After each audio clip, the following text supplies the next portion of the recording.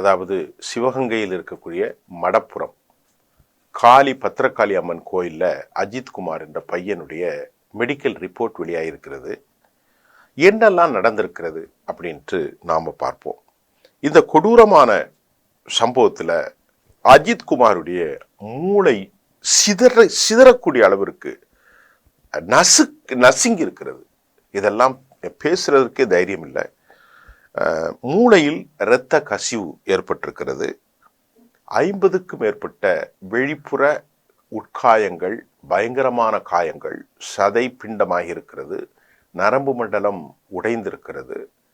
இந்த மாதிரி ஒரு அபாயகரமான சூழல் தமிழ்நாட்டு காவல்துறையால் அஜித்குமார் என்கின்ற ஒரு அப்பாவி குழந்தை 29 வயது இளம் வயதின் தாக்கப்பட்டிருப்பது நெஞ்சமெல்லாம் துடிக்கின்றது.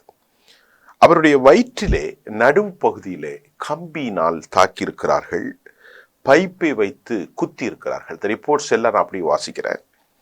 மண்டையோட்டில் லெஃப்ட் அண்ட் ரைட்ஸ் ஸ்கல் பகுதிகளில் அடித்ததன் விளைவாக மூளையில் இரத்த கசிவு ஏற்பட்டிருக்கிறது.